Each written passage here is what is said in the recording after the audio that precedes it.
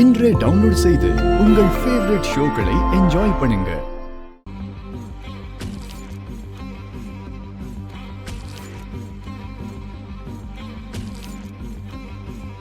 என்ன பூமி, எதுக்கு வந்த? சொல்லு பூமி, எதுக்கு வந்த? ஓ, கேமரா சரியாயிடுச்சா? அத காட்டுதான் வந்தியா?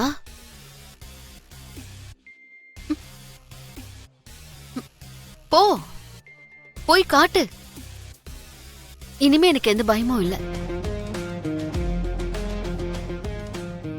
ஏன்னா உங்க அம்மாவை கொலை பண்ணது நான் தானே உன் அப்பாவுக்கு தெரிஞ்சு போச்சு. இது எல்லாத்துக்கும் என் சித்தி தான் காரணம். ஏதோ பழைய நினைவுகளை பத்தி நம்ம பேசலாம்னு சொன்னாங்க.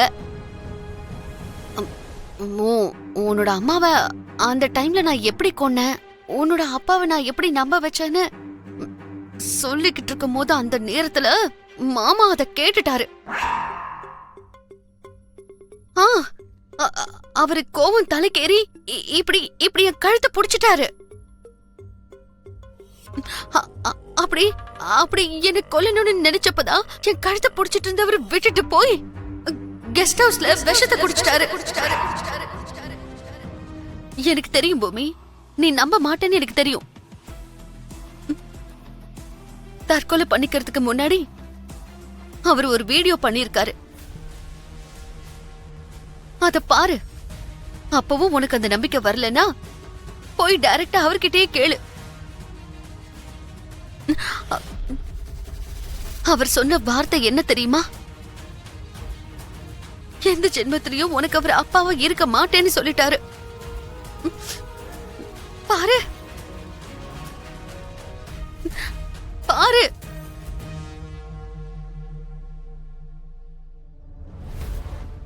நீங்க எல்லாரும் என்ன மன்னிக்கணும்.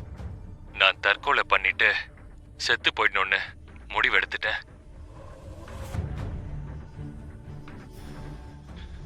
நான் ஏன் சாகணும்னு நினைக்கிறேன்னு தெரியுமா? அபூர்வான்னு ஒரு மோசமானவளை கண்ண மூடிக்கிட்டு இவ்வளவு வருஷமா நம்பினதுக்காக, என்ன கல்யாணம் பண்ணிக்கிறதுக்காக, என் பொண்டாட்டியோட சொத்துக்களை அனுபவிக்கிறதுக்காக அபூர்வா என் உயிரா இருந்த சோபா சந்திராவை கொலை பண்ணிட்டா. அது தெரியாம நான் கண்மூடித்தனமா அவளையே என் பொண்டாட்டி ஆக்கிக்கிட்டேன். அவ சொல்றதுதான் நம்பிட்டு வந்த. அப்போவே கேபியும் பூமியும் சொல்லிட்டே இருந்தாங்க, என் சோபாவை கொலை பண்ணது அபூர்வாதான்னு. இவ்வளவு நாளா அவங்க சொன்னத நான் கொஞ்சம் கூட மதிக்கவே இல்லை. கேபி, இந்த விஷயத்துல நீ என்ன மனப்பூர்வமா மன்னிக்கணும். அபூர்வா மாதிரி ஒரு மோசமானவளை இவ்வளவு நாள் நம்பிட்டு இருந்ததுக்கு அந்த குற்ற உணர்ச்சியாலேயே நான் இன்னைக்கு சாகுறேன். இல்ல, குற்ற உணர்ச்சி இல்ல, அப்படியாப்பட்டவளை நம்பினதுக்கு எனக்கு நானே கொடுத்துக்கிற தண்டனை இது. தண்டனை.